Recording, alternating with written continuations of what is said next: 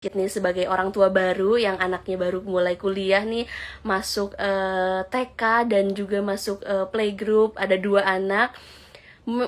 Baru berasa ya ternyata, ya alhamdulillah aku sudah mengumpulkan dana pendidikan sejak anak-anak di dalam perut gitu ya, jadi udah tahu mau kayak gimana sekolahnya. Tapi pas kesini tuh ternyata setelah praktek, oh ternyata ini ya yang waktu itu dijelaskan oleh Mbak Prita gitu. Oh iya, baru berasa nih, nanti kita bakalan sharing-sharing juga nih sama seseorang dari co-founder Ibupedia, yaitu Mbak Atalia. Coba ya kita ajak ngobrol Mbak Atalia nih sebentar. Sebentar, apakah sudah bisa join? Mbak Halo, Atalia, selamat malam. selamat malam Mbak Meliza. Apa kabar Mbak? Suara aku jelas Mbak? Suaranya jelas, video juga jelas. Alhamdulillah. Mbak Atalia, terima kasih ya udah join malam hari ini. Aku juga makasih udah diajak berkesempatan buat ngobrol-ngobrol nih. Nggak tahu ya nanti Alhamdulillah. sharing-sharingnya inspiratif apa enggak, tapi coba kita sharing-sharing lah nanti ya. Mudah-mudahan bisa inspiratif dan bermanfaat buat Zafrans ya Mbak Atalia. Nah Mbak, Iya, ini pertama kali ya kita ngobrol bareng parents juga nih Mbak Atalia kan. Terus juga Mbak Atalia adalah co-founder dari Ibupedia, yang pasti nih moms-moms itu banyak apa namanya, permasalahannya, banyak dilemanya ya Mbak ya, pasti ya Mbak ya. iya bener banget sih Mbak. Eh, nggak jangankan ngomongin moms yang Heeh. komunitas Ibupedia ya, kita aja sebagai Iya, ibu itu permasalahannya bener, luar biasa banget kan, apalagi kalau ngomongin bener. biaya pendidikan Dana anak tadi pendidikan, apa iya. yang tadi Mbak Setuju Mel Mbak. sebutin juga itu bener-bener sih bikin pusing dan kayak nggak selesai-selesai ya Mbak ya nabungnya ya. Nanti coba kita tanya sama Mbak Brita ya, Mbak Talia. Iya benar. Mbak, apa namanya, boleh diceritain ke Zafrans, mungkin kenalan dulu sama Mbak Talia, udah punya anak berapa, terus anaknya umur berapa, sekolahnya gimana, monggo Mbak. Oke, sebelumnya aku belum menyapa nih Zap Friends dan juga Iya, parents Ibupedia. Halo semuanya, aku Atalia, co-founder Ibupedia. Dan sebelumnya aku mau terima kasih dulu sama Mbak Mel dan tim Zap Finance sudah ngajak aku buat ngobrolin tentang biaya pendidikan anak. Dan ini jadi salah satu topik yang emang bener ya katanya Mbak Mel tuh bikin pusing banget dan rasanya nabungnya itu kita nggak pernah cukup buat apalagi buat ada ngebayarin aja ya Mbak. biaya kuliah anak yang semakin tinggi kan dan nggak diiringi dengan kenaikan pendapatan kita. Bener, aduh. Bener. Dan ini kebetulan nih saat ini anak aku tuh baru satu Mbak, karena aku juga Oke, agak takut sih ya kalau mau nambah ini berarti harus nyiapinnya double kan dana pendidikannya. Dan anakku ini sekarang udah sekolah di kelas 3 SD dan ini ibu bapaknya ini lagi puyeng juga mikirin buat biaya nanti anaknya masuk SMP padahal masih 3 tahun aduh, lagi ya bener, Mbak Mel ya.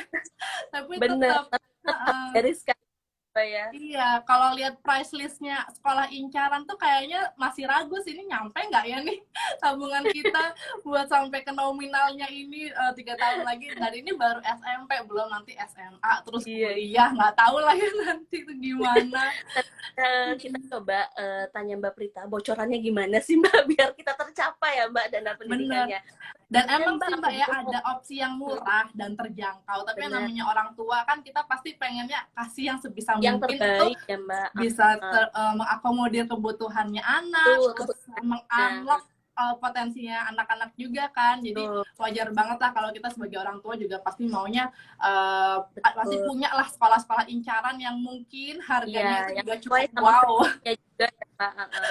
Bener banget Mbak. Benar. Nah, aku juga mau cerita nih Mbak, pengalaman sebagai new parents ya Mbak, yang anak aku baru sekolah kan, baru TK gitu kan. Karena anak aku tuh lumayan deket Mbak jaraknya, jadi double bener tadi kata Mbak. Lumayan. Lumayan gitu. Kalau Mbak Talia boleh cerita dikit nggak sih, kemarin tuh sebelum SD tuh si anaknya Mbak Talia ini pas PG sama TK itu tipe sekolahnya yang dipilih yang kayak gimana sih Mbak? Ini kalau aku boleh cerita ini bakalan panjang sebenarnya. Tapi aku Singkat nggak apa-apa ya, aja. sharing-sharing aja ya. Dan, Jadi anakku itu udah kenal yang namanya sekolah, udah masuk PAUD itu sejak umur 1,5 tahun. Soalnya di usia oh, itu tuh aku masukin anakku di daycare. Kan kalau daycare masuknya ke PAUD oke. ya. Ha-ha. benar. Nah, waktu milih daycare tuh emang dulu bener-bener nggak banyak survei sih Mbak, soalnya kepepet dan kita aku sama suami sama-sama kerja ngurusin berdua dan agak kelimpungan nih anak 1,5 tahun lagi Ya. aktif-aktifnya dan kita nggak bisa kerja sama sekali walaupun kita remote working. Terus akhirnya kita memutuskan lah untuk menitipkan anak di daycare. Itu Oke. kita nggak survei yang luar biasa dalam mensurvei kurikulum dan lain-lainnya, tapi kita ambil referensi temen lah, temen ada di sini terus kita kita survei tempatnya 1 kali doang, segi kebersihan tuh terus tempat menitipnya juga dan ada kegiatannya yang paling penting ya sama anaknya di daycare, jadi kita masukin di situ dan karena kondisinya juga lagi mepet banget nyari tempat lah intinya gitu, bukan daycare yang super sempurna tapi itu Iya, cukuplah iya. memenuhi kebutuhan anakku waktu itu. Nah, terus kemudian lanjut lagi ke playgroup. Nah, ini masih di playgroup dengan daycare yang tempat daycare anakku dulu. Itu masih yang sama dan aku nggak sempet tuh mengalami Mm, periode di mana aku harus survei berbagai macam playgroup dan berbagai macam kurikulumnya kan. Karena waktu itu Oke. aku udah punya apa ya, Ah, kedekatan emosional sama yang punya si daycare ini. Jadi ya udahlah kita terima mm. apa adanya playgroupnya seperti apa. Yang penting anak kita nyaman dan bisa sekalian lanjut abis sekolah ke daycare lagi gitu. Oke. Terus lanjut lagi nih ke pemilihan TK. Nah, ini di fase dimana udah mulai banyak pertimbangan ya. Aku udah mulai mikirin Pilih. kurikulum, terus guru. Dan waktu itu ada salah satu pertimbangan yang remeh sebenarnya yang aku memutuskan untuk memilih TK itu. Jadi aku milih TK yang ada fasilitas kolam renangnya, Mbak. Remeh banget kan sebenarnya. Oke. Karena kebetulan anakku ini belum bisa renang waktu itu, jadi pengenlah cari TK yang punya kolam renang, Mhm. terus renang itu jadi lesson Oh wajib gitu. di sekolahnya. Nah itu pokoknya keinginannya ibu-ibu kan Oke. kadang-kadang ajaib nggak sih Mbak?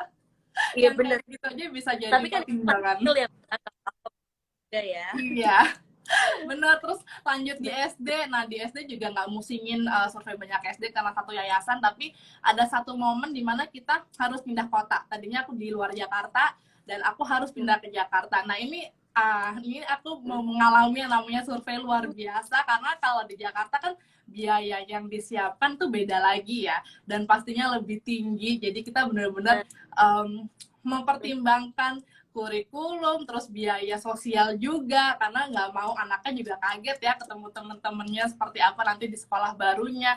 Bahkan sampai guru-gurunya pun aku suka stalkingin ini lulusan mana, jadi aku benar-benar cari background yang oh iya survei yang benar-benar sedetail itulah, dan fasilitas sudah pasti aku benar. juga survei. Dan sekarang ini anakku lagi menjalani kegiatan belajar di salah satu sekolah di Jakarta Selatan dan aku cukup puas sama pilihanku. Dan sebenarnya agak nyesel ya kenapa dulu-dulu nggak survei-survei juga untuk TK dan juga untuk playgroup Tapi nggak bisa gitu. diulang ya, Mbak. Iya bener. Nggak apa-apa Dan kan, kalau ya jadi Mbak, learning ya, Mbak ya. bener Yang banget. penting jadi learning ya. Ah, Betul, dan kalau bisa disimpulin sih Mbak Mel, ini dari playgroup sampai mm. aku masuk SD, terus anakku pindah ke SD, itu aku nggak secara khusus mempersiapkan dana pendidikan anak, dan ini sebenarnya nggak buat ditiru ya, buat parents dan Z-Friends, tapi aku mau sharing aja. Dan aku mengambil dana Ah. pendidikan ini tuh dari dana tabunganku, dana tabungan Oh keluarga lah my. intinya. Iya, jadi sadar banget sebenarnya ini messy banget ya perencanaannya. Jadi untuk yang SMP Iya, sama iya, SMA iya. dan kuliah nanti aku nggak mau kayak gini lagi. Jadi aku udah mulai untuk Oke. mengesahkan tabungannya gitu lah. Jadi biar kita tahu juga ya Mbak Siap. ya, berapa yang harus Bener. dikumpulin. Nambah Betul. ngomongin dana pendidikan nih udah pasti ya kalau nggak jauh-jauh dari keuangan sama perencanaannya seperti apa. Nih aku mau ngajak join Mbak Prita buat gabung di Nah, live kita kita malam ini. langsung Jadi kita curhat ya langsung sama tanya, Mbak Prita. kita tanya solusinya langsung ke Mbak Prita. Coba cek Betul. dulu ya Mbak. Sebentar. Nah, coba udah aku accept. Sebentar. Nah, sebentar ya, aku coba lagi. Hai, Assalamualaikum. Waalaikumsalam. Aduh, Hai curhatannya Mbak panjang Prita. ya.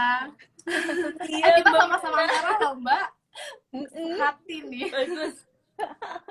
Aku cewek, tengah cewek-cewek kue Mamba. ya. Iya, betul banget. Halo Nah, semuanya, kita halo juga Zap ya. Friends, halo juga Mbak Atalia dan juga Mel pastinya. Thank you so much nih, aku udah diajak ngobrol hari ini dan aku tadi udah dengerin cukup panjang juga Ya, kisah-kisah ibu-ibu muda zaman sekarang dalam mencari sekolah untuk anaknya. ya, Mbak, kita mau langsung aja nih nodong pemerintah. Kalau tadi udah panjang ceritanya. Mm-mm, Sebenarnya apa sih Mbak tantangan orang tua dalam menyiapkan mm-mm, pendidikan anaknya? Apakah biayanya saja? Karena kan seperti tadi yang aku cerita di awal, baca berita mm-mm, ternyata katanya orang tua Indonesia kesulitan nih Mbak bikin mm-mm, apa anaknya kuliah gitu kan, jadi mm-mm, takut gitu Mbak. Apa yang harus mm-mm. kita siapkan nih sebagai ibu-ibu muda dan parents-parents di rumah audiensnya Ibu Pedia? Nah, jadi gini, tadi kalau kita denger ya ceritanya itu adalah banyak banget nih orang tua yang sebetulnya kayak let it flow gitu kan. Jadi kayak udahlah, nggak usah ribet, nggak usah pusing gitu. Jadi udahlah jalanin aja gitu. Nah, jalanin aja dan lain-lain itu adalah salah satu sebetulnya tantangan yang pertama dalam permasalahan dana pendidikan, yaitu kita memang tidak merencanakannya. Jadi let it flow lawannya itu adalah berencana. Nah, kenapa sih ada orang yang let it flow? Nah, itu balik lagi sih ke keluarga masing-masing ya. Karena mungkin ada yang memang, udahlah anak masih kecil, atau enggak misalnya kayak, udahlah aku lagi banyak banget pikiran yang lain, jadi aku nggak bisa lagi nih mikirin hal tersebut. Jadi banyak banget aspek di balik itu. Yang kedua, ini yang paling sering juga aku temukan. Tidak menjadikan dana pendidikan itu sebagai prioritas bersama. Maksudnya gini, ini sebenarnya tugas siapa sih? Ngumpulin dana pendidikan? Kan harusnya bapaknya. Enggak dong, kata bapaknya. Kan kamu juga kerja. Aku udah kasih izin kamu kerja, kamu juga ini. Iya loh, akhirnya jadi saling salah-salahan dan akhirnya saling mencari siapa sih sebetulnya yang bertanggung jawab untuk menyiapkan dana pendidikan. Bahkan beberapa orang itu banyak juga yang dia udah ngumpulin nih, misalnya salah satu pasangannya. Terus pasangan yang lain bilang, ya kan sekolahnya masih nanti, kita pakai dulu yuk uangnya buat apa, kayak gitulah. Sehingga memang tidak menjadikan si dana pendidikan itu menjadi prioritas. Lalu baru nih, dia udah ngerti, dia udah sadar. Kayak misalnya tadi Mbak Atalia, aduh aku udah sadar banget nih gitu ya, aku udah sadar banget, aku nggak mau lagi seperti kemarin. Jadi untuk SMP dan mungkin SMA, aku pengen mulai memilih. Nah pertanyaannya adalah, oke, udah sadar berencana, apakah dia juga sadar dalam memilih produknya? Jadi yang ketiga baru nih memasuki aspek ilmu keuangannya. Dia bener nggak nih memilih produk? Dan yang terakhir, permasalahannya itu adalah kasus khusus. Kasus khusus tuh biasanya kayak anak jaraknya terlalu dekat. Atau yang jaraknya tuh semuanya masuk barengan. Jadi kayak aku pernah yang itu. Jadi waktu aku itu kejadiannya, anakku yang pertama masuk SMA, anakku yang kedua masuk SMP. Jadi itu, waduh, itu pusing banget. Ini nanti bakal kayak gini lagi. Yang satu masuk kuliah, yang satu akan masuk SMA. Jadi ya udah, mau gimana lagi ya? Jaraknya tuh memang kebetulan seperti itu. Atau kembar, itu juga merupakan suatu permasalahan, dan juga anak berkebutuhan khusus dan orang tuanya pindah kota. Jadi kayaknya kalau tadi Aku dengerin Mbak dong. Atalia, Iya, kayaknya ada dua ya permasalahan. makanya Mbak double nih. Aduh, Hmm. aku yang kasus tadi Mbak, anak jarak deket. Itu yang Kayaknya kasus anak begitu. 3 tahun itu aku yang ngalamin sama adekku Mbak. Jadi emang dan adekku itu Oh, kembar. Terus ya oh, langsung lah ya orang tua nyiapin tiga ya. Kita dulu sebagai mm-mm, anak-anak tidak terasa lah ya. Tapi sekarang mm-mm, sebagai orang tua itu langsung mikir juga ya, gila juga nih orang tua gua dulu bener-bener harus mm-mm, nyiapin banget mm-mm. waktu naik SMP dan SMA itu sama-sama gitu. Bener, bener Oke. banget. Jadi itulah kira-kira Meliza, 4 tantangan yang Hmm. paling besar dalam hal orang tua menyiapkan dana pendidikan anak-anaknya. Oke, bener banget ya Mbak. Setelah 4 tantangan tadi, yang paling banyak juga tadi kata Mbak Atalia, masuk keluhannya ke Ibupedia juga ya dari Oh para iya parents benar. karena telat nih Mbak. Itu Iya, kan yang Mbak Atalia jadi kangen banyak banget. banget sih keluhan parents yang paling banyak aku temuin, Hmm, sharing-sharingnya hmm, parents itu banyak banget yang hmm, telat merencanakan dana pendidikan, Mbak. hmm, Termasuk aku juga sih sebenarnya. Dan hmm, ini kalau boleh aku tanya ke Mbak Prita juga nih, kalau case-nya udah hmm, telat ya Mbak ya, kita udah telat hmm, merencanakan pendidikan. hmm. Nah, sebaiknya strateginya tuh gimana nih Mbak, biar kita tetap bisa keep up sama kebutuhan anak-anak nanti dalam pendidikan di jenjang pendidikan yang lebih tinggi lagi, khususnya perguruan tinggi ya. Apalagi tadi Mbak Mel juga bilang biaya perguruan tinggi makin mahal kan. Hmm. Bener. Jadi pada saat kita udah sadar nih, oke kita telat. Oke, telatnya itu kan pasti ada alasannya. Biasanya aku nemuin alasannya dua. Yang satu, alasannya itu memang dia nggak kepikiran atau apa namanya ilmunya belum ada. Nah, itu masih gampang. Tinggal uang yang ada dimasukin ke aset-aset investasi yang tepat. Yang susah tuh sebenarnya kedua, uang yang nggak ada.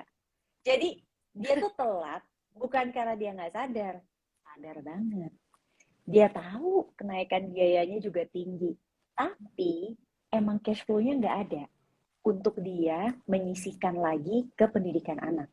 Jadi ibaratnya nih, untuk hidup setiap bulan aja juga udah ribet, terlebih lagi gimana caranya dia bisa menyisihkan untuk si anaknya kelak. Nah, maka solusinya adalah satu, mungkin nggak ada penambahan penghasilan. Kalau memang mungkin ada penambahan penghasilan, misalnya dari dua-duanya kerja, atau misalnya dari dua-duanya itu, let's say, apa namanya, mungkin yang satu usaha, atau yang satunya tetap kerja, berarti kita lebih mudah. Tapi kalau misalnya dibilang, oh nggak ada nih, pokoknya udah apapun yang ada, ya udah cuma segini aja. Nah, berarti kita masuk ke perhitungan.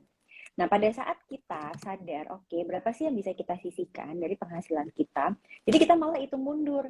Kita hitung mundur berarti kalau saya mampu nyisihin misalnya 500.000 tiap bulan. Oke, kalau misalnya aku menyisihkan selama 16 tahun gitu ya, let's say aku taruhnya di instrumen yang let's say bisa memberikan hasil hanya cuma 1% atau 2%, ini tabungan biasa, nyampainya jadi berapa ya? Oh ternyata waktu itu pernah tuh ada yang hitung. Kalau misalnya 15 tahun yang lalu dia naruh uang, terus dihitung ke sekarang nih gitu ya. Setelah 16 tahun, ditaruh aja di tabungan, terus dia bisa nyisihin berapa nih? Misalnya 500.000. Nyampainya berapa sih? Nah itu yang kemarin aku sempat share di Instagram aku juga. Ternyata kalau misalnya kita uangnya terbatas, mau nggak mau kita jadi harus investasi. Tapi pada saat ternyata uang kita itu, oh ada kok gitu ya, bisa lebih banyak yang kita taruh, sebenarnya kalau orang tuanya terlalu takut dan dia hanya mau untuk menabung aja, mungkin bisa-bisa aja. Jadi kalau kita pakai hitungannya sebelumnya nih ya, orang yang sanggup baru menyisihkan uang, misalnya sekitar 250.000 per bulan, selama 16 tahun, dia nabung aja tuh cuma nyampe 52 juta. Pertanyaannya 52 juta bisa kuliah di mana? Bener nggak? Berarti nextnya adalah harus investasi. Kalau investasi ternyata bisa sampai 118 juta. Masih kurang juga Mbak Prita. Berarti dia mesti nambah. Kalau dia mau menambah lagi alokasi income-nya, berarti kan dia mesti nambah pekerjaan gitu supaya dia penghasilannya bertambah, ya nggak sih? Nah, kita ambil aja nih, dia lebih rajin lagi nabung atau investasi 750.000 per bulan, dia taruh selama 16 tahun nih Mbak Atalia, ternyata kalau dia nabung aja itu bisa sampai 150 jutaan. Kalau dia investasi itu bahkan bisa sampai 355 juta. So, kuncinya adalah saat kita tahu kita telat, perbesar modalnya. Iya, benar banget sih. Tapi kadang-kadang banyak juga yang takut ya Mbak ya. Maksudnya ibu-ibu kan banyak juga yang takut untuk menaruh tabungan, maksudnya seuang besar ke dalam, maksudnya karena emang belum kenal sih ya, belum tahu sih apa investasi itu seperti apa. Nah itulah yang jadi permasalahan juga sih Mbak. Nah kalau misalnya kita takut nih Mbak Atalia ya, aku selalu bilangnya begini, oke yang kamu nggak takut apa? Oke, yang kamu nggak takut misalnya dia sebut nih, misalnya aku tanya sama Mbak Atalia aja deh, ya Mbak yang nggak takut apa? Kalau aku sih sebenarnya aku bukan yang apa ya, yang nggak takut. Sebenarnya investasi pun aku tidak takut ya Mbak ya. Jadi kalau nanya ke aku sih, aku berani mengambil instrumen yang walaupun risknya tinggi, itu aku nggak masalah. Cuma kalau suamiku itu lebih yang hati-hati. Nah itu dia lebih suami, suka yang kayak deposito atau emas gitu. Oke. Berarti suami itu cuma maunya di deposito atau emas. Karena berarti kalau aku lihat ya, suami kamu itu agak reluctant. Reluctant tuh kayak agak menolak nih kalau modalnya berkurang gitu. Jadi Betul. pokoknya yang penting modalnya kalau aku taruh 10, aku nggak mau tahu, gue tetap harus dari 10 aja. Naiknya tipis-tipis juga nggak apa-apa deh, tapi pokoknya nggak bisa terima jadi 9. Nah, biasanya untuk semua Zep Friends yang seperti itu, aku selalu bilang, ya udah start with that. Jadi kalau emang beraninya emas, beraninya deposito, itu dulu. Yang didapetin tuh adalah money habitnya. Nah, next-nya, misalnya, oke, dia bisa naruh berapa sih uang? Misalnya dia bisa naruh 500.000 nih tiap bulan. Aku bilang, kalau gitu dibagi 2 ya. Jadi 250.000-nya beliin emas, 250.000-nya start dengan beli reksadana pasar uang. Karena reksadana pasar uang juga resikonya bisa dibilang cukup rendah. Kalau itu dia bisa oke, baru nextnya aku bilang oke, 200.000-nya beli emas, 300.000-nya beli reksadana campuran. Jadi mulai dibentuk nih, gitu kan. Jadi memang orang kalau tidak paham, jangan dipaksa langsung nyemplung. Nanti bukannya dia belajar berenang malah kelelep, gitu kan bahaya. Ya nanti malah kapok. Jadi mendingan memang pelan-pelan satu demi satu, tetapi konsisten. Itu akan jauh lebih baik hasilnya dibandingkan yang orang loncat-loncat tapi akhirnya malah nggak beres gitu. Oke, kuncinya konsisten berarti ya Mbak Prita ya. Bener banget. Tidak apa-apa. Mbak, aku mau ngingetin juga nih buat Zafriends yang ingin bertanya, kamu boleh bertanya di kolom pertanyaan yang ada icon tanda tanya ya, jangan di kolom komen, jadi nanti biar bisa aku bacain. Tapi ini udah ada yang nanya nih Mbak, kita langsung aja ya Mbak ke Zafriends yang bertanya. Yang pertama kali adalah dari @cerita_nisa, katanya Mbak Prita pembagian pos tabungan pendidikan itu apa saja sih? Mungkin alokasinya kali ya Mbak ya? Oke, jadi kalau tabungan pendidikan itu sebetulnya kan alokasinya apa namanya tergantung jumlah anaknya. Kalau kayak tadi kasusnya Mbak Atalia kan anaknya 1, terus udah gitu anaknya udah SD kan ya Mbak ya. Berarti kan kamu kan akan Betul. fokus untuk SMP, SMA dan kuliah, bener nggak? Oke, maka pada saat dia mau ngumpulin dana buat pendidikannya, itu dia mesti ngitung dulu. Nah sekarang kan kebetulan Mbak Atalia tinggalnya di Jakarta nih. Terus sekarang SD-nya udahlah di SD mana. Nah udah tahu kan SMP dan SMA-nya kemana, bener nggak? Sudah ada incaran, Mbak. Incaran, tetapi nanti perkara anaknya mau ke situ apa enggak kita nggak tahu deh gitu. Tapi Benar. paling enggak kita sebagai orang tua tuh udah punya bayangan, oke, angkanya akan segini dan segini. Kalau kuliah, to be honest with you ya, anakku udah kelas 3 SMA aja, sampai sekarang tuh ternyata tadi aku ketemu sama orang tua murid, tuh semua juga masih pada bingung gitu anaknya mau kuliah di mana. Jadi kalau yang pada TK-TK ini sampai udah tahu, wah anakku nanti gue, wah hebat banget ya, karena ini kakak-kakaknya yang kelas 3 SMA aja masih pada pening nih mau psikotes gitu kan. Tapi at least kita sebagai orang tua tuh tahu bahwa oke, kita ngejar untuk prepare yang kira-kira kita sanggup dulu. Jadi kalau anak kita masih SD, kita prepare yang kita sanggup. Kalau aku sanggupnya misalnya baru di perguruan tinggi negeri, jalur mandiri, ya udah nggak apa-apa, gitu kan. Tapi kalau misalnya gini, oh aku sekarang udah bisa upgrade nih, misalnya aku udah bisa perguruan tinggi swasta, bahkan yang mungkin international degree, oke nggak apa-apa. Atau bahkan malah dia naik lagi ke apa namanya, aku bisa nih nyiapin ke luar negeri, oke kotanya yang mana. Maka ini jadi punya pos nih.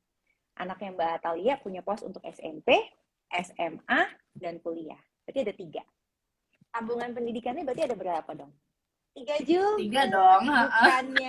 Bukannya cuma 1. Cuma 1. Karena yang ini buat SMP, yang ini buat SMA, yang ini buat kuliah.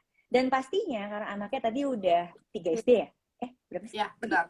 3 SD kan SD. ya? Berarti untuk yang ke SMP itu udah jangkanya lebih dibilang menengah. Yang buat SMA dan buat kuliah itu bisa dibilang jangkanya panjang. Sehingga kalau sampai Mbak Atalia puyeng banget, aku nggak mau sampai 3 begitu Mbak Prita. Emang lu pikir otak gue cuma buat mikirin anakku doang gitu? Aku kan juga banyak yang lain kata gitu. Oke nggak apa-apa. Karena banyak yang bilang begitu, emang nggak bisa yang balik gabung aja, oke. Untuk yang ke SMP harus dipisah karena dia beda sendiri, dia jangkanya menengah. Pendek. Tapi yang SMA dan kuliah mau digabung dulu bisa. Itu kan ada yang nanya kan tabungannya nggak bisa digabung di satu tuh, gitu. Kebanyakan rekening Benar-benar. soalnya bingung biasanya, Mbak. Tapi yang namanya buat dana pendidikan anak nggak boleh bingung. Bener banget. Sip.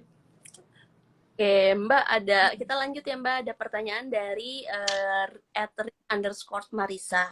Katanya untuk Mm-mm. dana pendidikan ini apakah bayar masuknya aja Mbak atau keseluruhan beserta SPP selama 3 tahun misalkan untuk anak SMP dan SMA plus biaya Oke. lain-lainnya. Oke, aku sekarang mau nanya dulu deh sama Mbak Atalia. Kamu nih kepengennya sekarang ya, kan tadi kan aku nggak kepengen deh kayak kemarin waktu SD kok apa sih kayak uang apa adanya aku taruh tabungan. Aku sekarang Iya, pengen benar-benar benar. prepare. Nah, pertanyaannya kalau kamu targetnya prepare-nya itu uang pangkal aja atau SPP-nya juga? Jadi kalau aku sih prepare-nya uang pakal dan uang SPP Hmm. itu pokoknya harus masuk eh, uang income-ku lah. Maksudnya income aku dan Hmm. suami itu pokoknya kita batasin berapa ya? 10% kalau nggak salah Mbak gitu. Jadi Oke, goalnya ini ke uang pangkal. oke. Karena kamu berdua mungkin kerjanya regular income, betul nggak? Benar. Nah, betul banget. Jadi itu bedanya. Kalau misalnya Zepfriend seperti Mbak Atalia di sini, yaitu memiliki regular income dan kebetulan dua-duanya lagi kerja, jadi double garden kan ya. Nah, sebetulnya targetnya cukup uang pangkal aja. Karena dari habis uang pangkal, dia bisa membayarkan dana pendidikannya dengan regular income. Regular income tuh kayak gaji gitu ya teman-teman tiap bulan. Lalu dia sisihkan. Dan dia udah punya target. Aku cuma bisa atau aku cuma mau menyisihkan 10%. Jadi aku akan cari sekolah yang SPP-nya tuh kira-kira 10% dari income kami berdua. Kira-kira tuh kayak gitu. Tapi kalau pertanyaan ini datang dari Zepfriends underscore Marisa yang aku nggak tahu pekerjaannya apa, maka jawabannya bisa dua. Kalau pekerjaannya itu seperti Mbak Atalia dan pasangannya, maka ikuti cara yang tadi. Tapi kalau pekerjaannya malahan misalnya seperti momot kita hari ini ya, mungkin pasangannya punya usaha, lalu dianya punya regular income, itu bisa beda cerita. Karena bisa jadi malah suggestionnya itu benar-benar sampai lulus supaya dia nggak ada rasa pening untuk bayar uang sekolah bulanan. Jadi dia akan kejar angkanya tuh SPP plus uang sekolahnya, gitu loh. Oke. Betul Mbak, sekali ini Mbak. sebenarnya aku jadi kepikiran juga deh kayak biaya sosial itu beneran harus dipikirin banget loh Mbak waktu kita milih sekolah kan. Dan Bener-bener. Betul. nah itu perlu dipersiapkannya seperti apa sih Mbak kalau biaya sosial itu apakah itu masuk dalam misalkan aku tadi menyisihkan 10% untuk biaya pendidikan. Nah, apakah masuk ke dalam 10% itu kah atau ada pos lagi yang harus aku siapkan untuk biaya sosial ini Mbak? Ya, jadi sebenarnya kan biaya sosial ini kan kategorinya banyak banget ya. Kalau misalnya kita masih ngomong biaya sosial itu lebih kayak jajan, terus apa namanya kayak supaya bisa beli-beli bento lucu-lucu tuh ya sekarang banget berseliweran gitu. Itu sebenarnya udah masuk ke yang 10% tadi. Jadi itu part of the SPP plus perintilannya lah. Tapi kalau kita udah ngomongin biaya sosialnya itu seperti biaya ulang tahun, kemudian kita mau menyisihkan nih untuk kado-kado atau kitanya bikin pesta buat anak kita, itu udah beda lagi. Itu sebenarnya posnya kalau aku pakai living saving playing itu masuknya ke playing. Jadi pastikan kalau kita masuk ke sekolah tertentu kita sanggup nih untuk bisa mengcover biaya sosial tersebut. Ada orang tua yang bilang gini, biarin aja gitu kan ya, anakku kan tinggal diajarin aja gitu. Oh, aku emang nggak bisa beli itu.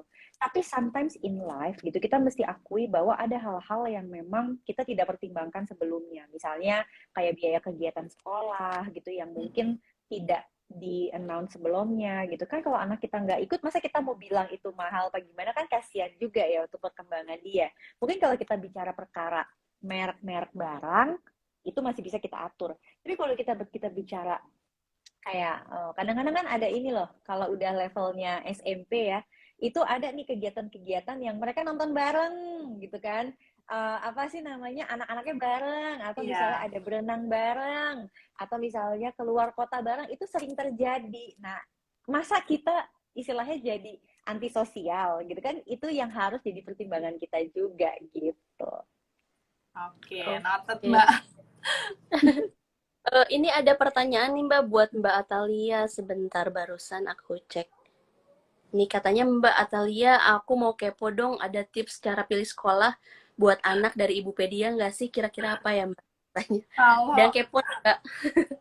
Kalau ngomongin Ibupedia, maksudnya kalau dari tips dari Ibupedia, kita sih apa ya, menyarankan ya itu tadi sih, kalau memilih sekolah itu pastinya harus yang sesuai dengan budget kita juga ya. Jangan sampai uang SPP-nya itu, ini sekolahnya bagus tapi uang SPP-nya itu kita harus nyarinya setengah mati buat nutupin ngecover, itu sih biaya nomor satu. Kemudian lihat juga ininya apa namanya, kebutuhannya anak, karena tiap anak kan beda-beda.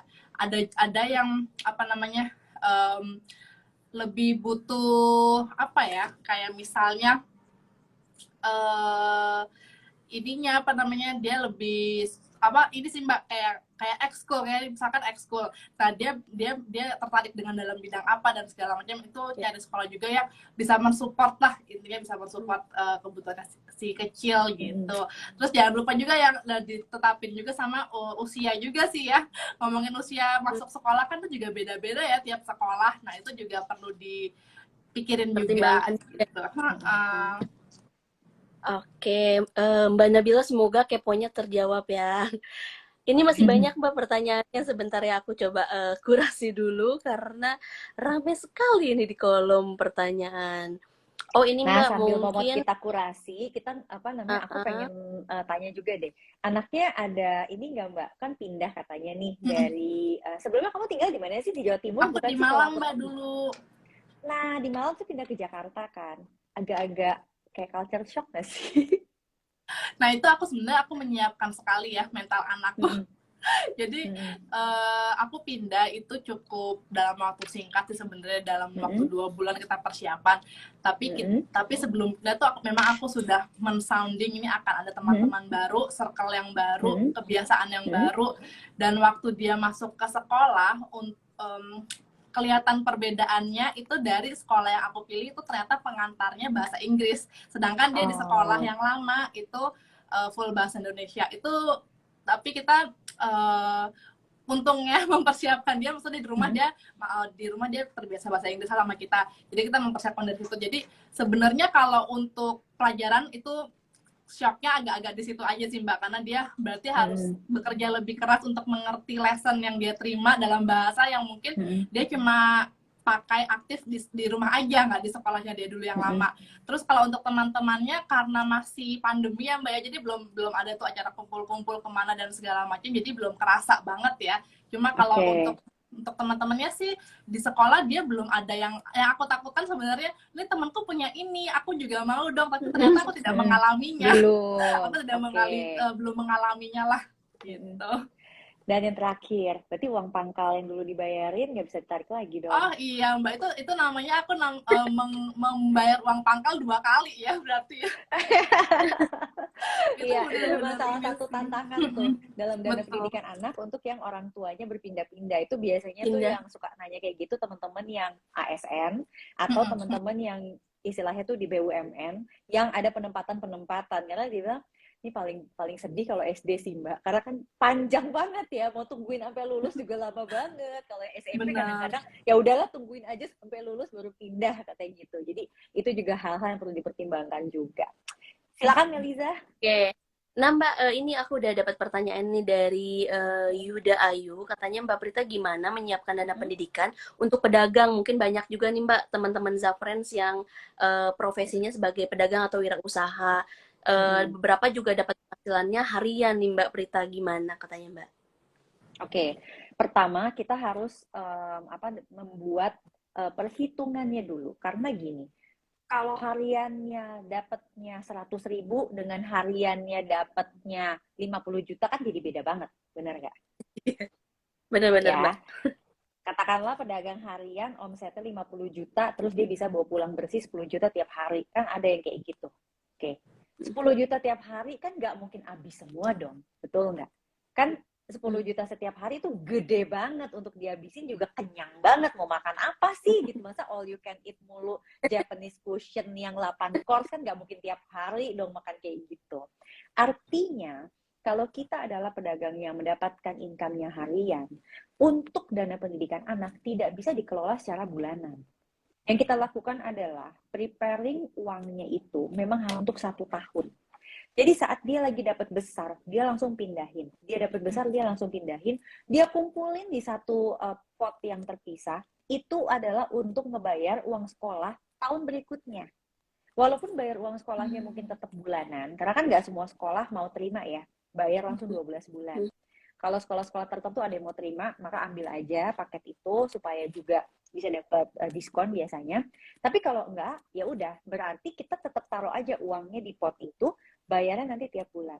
Tapi untuk semua teman-teman yang dapetin penghasilannya project or invoice-nya nggak cair terus tiap bulan, jadi kadang cair besar kadang enggak, atau pedagang harian, memang tidak disarankan untuk membayarkan SPP-nya mengandalkan income yang tiap bulan. Ya, nanti jadi pusing yang tiap bulan andelin buat bayar listrik gitu-gitu aja. Tapi buat yang anak sekolah supaya udah tenang. Karena kalau anak kita sekolah kita udah tenang, maka biasanya permasalahan orang tua tuh lebih enak gitu loh, lebih kepala dingin gitu loh untuk menyelesaikannya. Oke, Mbak Mas Yuda mudah-mudahan terjawab ya. Ini ada lagi nih Mbak pertanyaan dari Mbak Anissa ya. Tadi kalau Mm-mm. cara menghitung dana pendidikan kita udah sempat bahas ya Mbak ya. Mungkin ini Mm-mm. sekarang yang perkiraan biaya pendidikan naik berapa persen sih Mbak tiap tahun katanya. Kalau pakai data yang kemarin dikumpulkan oleh Harian Kompas kan dibilang itu kisarannya sekitar berapa? 6% ya. Kan kira-kira kan kemarin ngomongnya kayak gitu. Tapi kan itu again, itu kan merupakan udah di datanya tuh banyak gitu ya. PTN, PTS digabung semua. PTN, PTS itu perguruan tinggi negeri, perguruan tinggi swasta. Nah, sekarang pertanyaannya, kita udah tahu nggak sekolah dasar atau sekolah SMP atau playgroup atau TK yang kita incar? Lebih baik fokus ke situ. Jadi misal, oh aku kepingin yang berbasis agama, ya udah cek deh di kota tempat kita tinggal, sekolah-sekolah berbasis agama seperti apa. Nah, kita cek nih apa perkiraan kenaikannya dengan ngobrol sama orang tua murid. Nah, itu akan ketahuan. Nanti kalau misalnya ada yang bilang, enggak aku maunya negeri. Biasanya yang kita lihat itu bukan uang sekolahnya, tetapi kita lihat tuh uang lain-lainnya, ekstrakurikuler dan lain-lainnya itu. Karena itu yang biasanya kita bayar tuh. Nah, itu yang dicek sama orang tua murid. Kalau ternyata aku sekolah swasta biasa, itu juga sama. Jadi prinsipnya adalah kita mesti ngerti jenis tipe sekolah yang mau kita pilih. Ya udah kita fokus aja di situ. Karena ada yang kenaikannya 5%, ada yang kenaikannya 10, dan ada nih aku tahu juga yang 20% tuh beneran ada gitu loh tiap tahun. Mesti harus ekstra kerja keras ya Mbak ya. Oh ya, ya Nyiapin. Allah. Tapi semangat ya. Eh, eh, Pertanyaan lagi kali ya Mbak. Dari Mbak ini nih. Nah, mungkin banyak juga nih yang moms pemula, sebagai pemula dan ibu-ibu, mungkin udah mulai investasi juga, tapi gimana sih Mbak cara mengatasi rasa khawatir saat saham turun dan return RDPU minus, katanya Mbak Prita. Tolong dicerahkan Mbak pemahaman Oke, buat Mbak dari Kak. reksadana pasar uang minus tuh aku agak bingung sih sebetulnya. Karena reksadana pasar uang itu sebenarnya agak jarang ya yang minus. Jadi kalau misalnya memang reference mengalami reksadana pasar uangnya minus, mungkin aku sarankan untuk switching. Ya, jadi switching ini berarti maaf nih, pengelolaan produknya yang kurang tepat gitu. Karena kita harus lihat benchmark. Benchmark tuh artinya gini, kalau pasar itu dia nggak turun, tapi kok itu turun sendiri ya, nah something wrong with that gitu loh. Jadi lebih baik kita switch aja, nggak apa-apa kok, cut loss nggak apa-apa gitu. Tapi kita bisa switch. Nah kalau misalnya kita bicara saham, mengatasi rasa khawatir, itu hanya bisa dengan menaikkan profil risiko.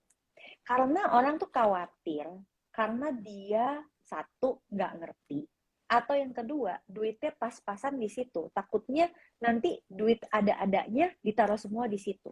Kayak tadi aja Mbak Atalia cerita, Mbak Atalianya nggak apa-apa, tapi pasangannya yang nggak gitu kan. Jadi kan itu harus dicari jalan tengah nih, ngikutin siapa, ngikutin yang perempuan apa ngikutin yang laki, kira-kira gitu. Nah ini kan menarik ya, pada saat pemula dan ibu-ibu ini kan dia khawatir banget.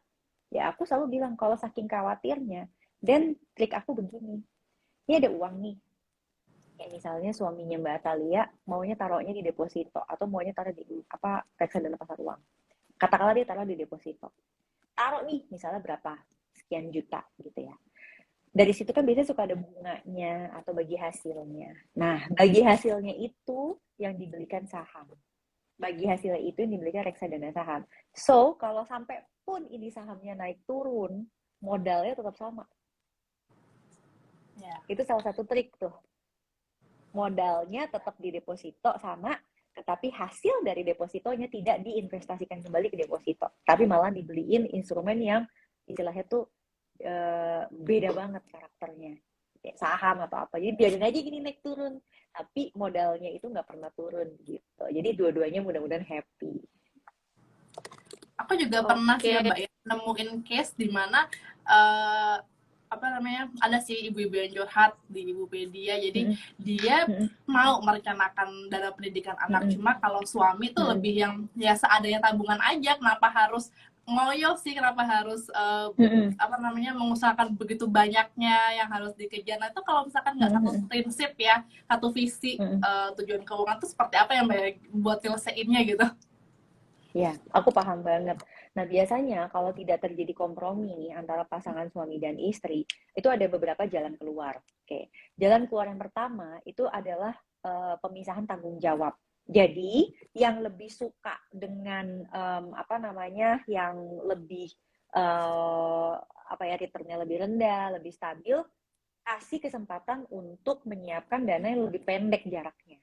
Nah, untuk yang orang tua yang lebih suka, yang lebih agresif dan lain-lain, nah dia tanggung jawabnya adalah mengumpulkan untuk yang durasinya lebih panjang. Jadi dibedakan dari tanggung jawab. Mungkin kalau dua-duanya kerja. Sekarang kalau misalnya ternyata hanya salah satu yang kerja, salah satu enggak, ya maka itu berarti harus evaluasi setiap tahun. Artinya apa? Kalau dengan pakai apa return rendah aja dia bisa nyampe, ya udah berarti nggak apa-apa. Tapi kalau dengan trik yang return rendah nggak nyampe angkanya, ya berarti yang satunya ini mesti nurut untuk mau berubah. Kira-kira tuh kayak gitu. Nah, yang terakhir, caranya adalah kalau misalnya tidak terjadi kesamaan, lah lantas harus nih dibagi dua. Jadi, oke, sekian yang ditaruh di tempat yang lebih aman, sekian yang ditaruh di tempat yang lebih istilahnya lebih agresif gitu. Kok kapal oleng ya? Agak oleng nih handphone aku barusan ya Mbak. Oke, baik Mbak Prita, Mbak Atal 45 menit mungkin karena udah waktunya habis. Jadi nggak stabil nih handphone.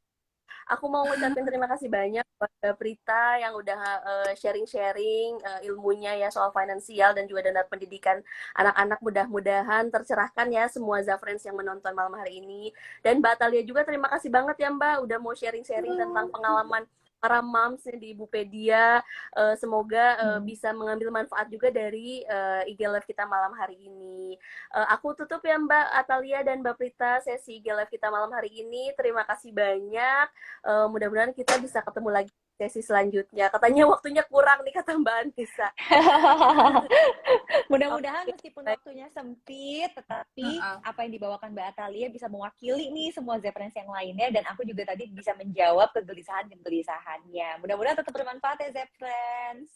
Iya, thank you juga ya Mbak. Ya, jangan lupa follow Ibupedia juga ya teman-teman, Ibupedia_ID untuk informasi parenting, dan juga jangan lupa follow Insta Finance juga dong untuk informasi mengenai financial literasi. Baik, aku tutup ya Mbak Prita, Mbak Atalia, terima kasih. Assalamualaikum. Terima kasih, bye. Waalaikumsalam, bye-bye.